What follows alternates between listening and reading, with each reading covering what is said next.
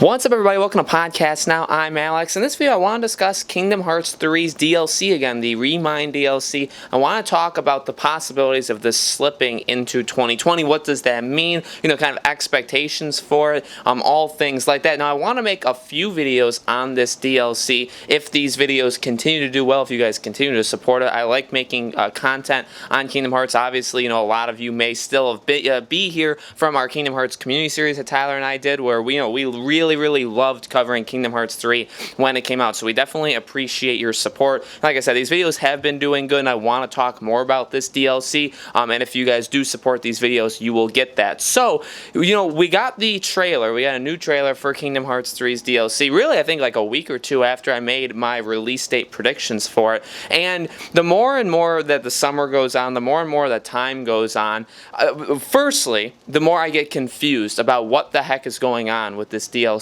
And from the initial conception of it, when Nomura was talking about it right after Kingdom Hearts 3 came out, and he was talking about kind of his plans, what he's going to be doing, paid DLC. He was talking about adding in updates along the way, and then kind of packaging everything together. And it just seems pretty confusing as to the timeline of when this is all happening. We obviously know that there's now 3 playable characters. There's going to be that character swap. You're going to be able to play those bosses towards the end of Kingdom Hearts 3. That's all fine and good, but in terms of the story DLC, and when it honestly comes to Kingdom Hearts' DLC, I understand people care about, the critical mode and the character swapping and being able to play, as Roxas. And then, playing as Roxas, I think, made a lot of people quite happy. So I'm very happy for those people. But in my opinion, and I'm not slamming anything, I don't necessarily care all that much about those side things. For me, jumping into a game for those kind of reasons, I need to be super invested in a game. And while I think we're invested in that game very heavily on the channel in terms of talking about it and creating discussions and theories and talking about the future and all those kind of stuff, we are totally there. Me personally, like Alex, I don't think I would jump in for those kind of things. I'm only willing to jump back in for that story. And honestly, it's kind of that way for any major game in my mind. Unless I'm super passionate about a game, then maybe I would jump back in for those kind of reasons. But the question is, and again, he's talked about the paid DLCs, and I want to talk about how much that's actually going to be. I think we have talked about that a little bit before, but is this going to be slipping? Because now we have the winter, the winter kind of timeline that he said, and winter to me totally sounds more like 2020 than 2019. Now, technically, winter starts on December 21st, so if you say winter, but here's the thing, gaming developer, and that's a joke, because gaming developers don't necessarily do that, and there's been examples. Even last year we had Super Smash Bros. Ultimate that came out in December. I think December 3rd, 4th, 5th, something in that first week of December we got it. We've gotten Just Cause games. Just Cause games like to release the first week of December for some reason. So there are games, and those are both high-profile games that release in early December. It's just, to me, Kingdom Hearts obviously comes out at the very end of January this year, 2019, and it would make more sense to me, and I talked about this in the release date predictions, would it make more sense for them to wait a full year back in January of 2020 and say, it's been a year since we released Kingdom Hearts 3. Here's the DLC. Here's a massive, here's a 5-6 hour, additional content. It's $30, whatever. And again, the price is going to be a sticking point to me. The content that's part of that is going to be a sticking point to me. But I hope that they make it worth it. And another thing you have to watch out for, and I also have talked about and want to talk about in the future, is I really pray and hope that these things are not holding up future games. I hope this is not taking away that team's time from making the next Kingdom Hearts game, even though I kind of feel like it is. But, as time goes by, I feel like a lot of people, after playing Kingdom Hearts 3, and I'm one of these people, felt disappointed with the game, felt like it let them down quite a bit in a lot of respects. Now, was the game special in its own way? Absolutely. I will never say that Kingdom Hearts 3 wasn't special. I totally think it was. I just think it had so many flaws, and there were so many problems with it, and we talked about it. We talked about if the game was disappointing. We talked about everything kind of wrong with it.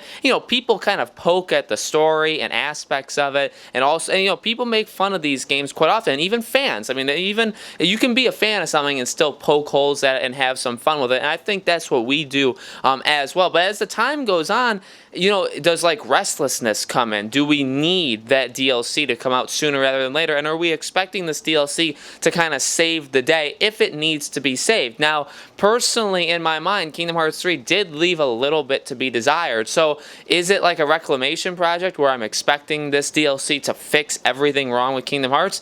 I honestly don't think it can do that. I 100%, I actually don't think at all it has the potential to do that. I think people may hope that. And for others, and again, and you may be this other, you loved Kingdom Hearts 3. It was a perfect game, whatever, and this is just extra content. And you know what? That's fine, because at the end of the day, this DLC is extra content. You can play Kingdom Hearts 3, then you could probably jump into the next one and be completely fine. I mean, with his storytelling, you may need to play everything, but you can do that and be okay with yourself knowing that you did that. You don't need the DLC to prove anything to you. You're just playing the DLC just to play and have fun, and that's awesome. And people play games for different reasons. People love games for different reasons, and that's the case with Kingdom Hearts 3. It's just that, again, as time goes on, as we get to see these trailers, as Nomura talks more and more, it becomes like, all right, well, your vision for this DLC seems to have changed just a little bit, or at least how you've explained it.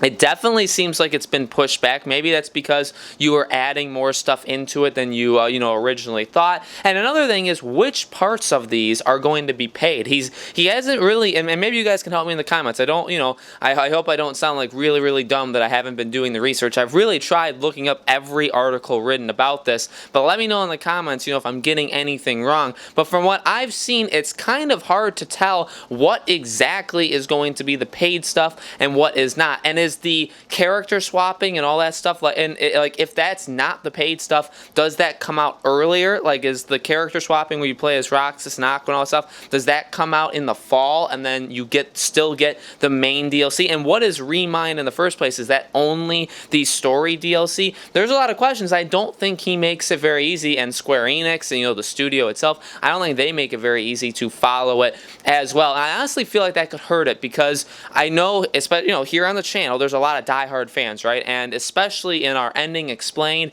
and all the theory videos Tyler and I made about the Master of Master and all this stuff, and Xigbar and so many things, we have in the comments the smartest Kingdom Hearts people, okay? The main fans of the franchise, they all stick together, they jump on these different videos on different channels, and they know what's up. So I know that you guys are extremely smart, probably smarter than I am, because I really, I try to jump into Kingdom Hearts. I really took that leap, and I think I'm a part of the community now, especially after this last full year, I'd say. But I still find it pretty difficult to follow, and the point I'm making is, when it comes to the wider fan base, look, it sold over 5 million copies. At this point, it's probably 6-7 million copies that was sold. You can't expect everybody to follow along so easily. I honestly feel like it's a small percentage of people that can follow, especially even the story. Do you think everybody that played that game knew what was going on? No, absolutely not. Go on social media, any social media, and you'll probably find people that were just playing this game just because it's Kingdom Hearts, just because of Disney, whatever reason, because they don't know what's going on. They're not, and it's not that they're dumb or anything, it's just that they're not invested, and you can't possibly play 30 games and know all the lore and all that stuff like some people do. So when it comes to the DLC, yeah, maybe I'm just missing something, maybe I'm just not smart enough to be following, but at the same time, you're making the DLC to sell it to people. You want more money, and you want to tell a bigger story, and you're adding on content to your already established game. Not everybody's going to buy the DLC. Not everybody that buys the main game is going to buy the DLC. If the main game sold 7 million copies, let's say, I don't expect this DLC to sell over 1, not even close to over 1 million. I truly believe that. So you have to try and make it as easy as possible to have people figure out what's going on. And with these release dates kind of be staggering and updates really coming out just at random times, with things kind of being shifted and us not really knowing when the story DLC is coming out, and also how much, and is that connected to the character swapping and all this kind of stuff, and is there more? Like, are they hiding even more stuff, and we're going to find a random update like September 3rd or something that's just going to come out and there'll be an update or whatever? There's a lot of stuff there, and the question question is, can people follow that? So,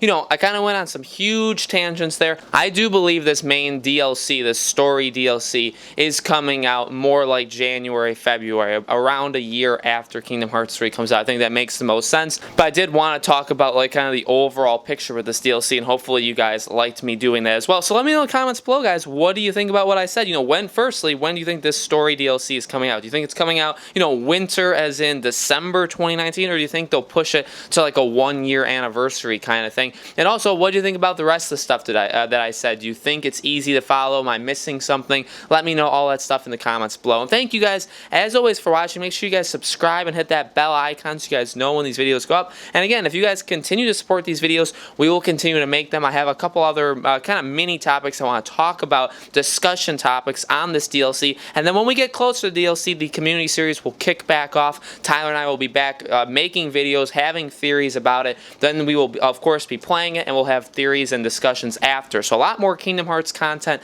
on our channel for sure, and we hope to see you guys there.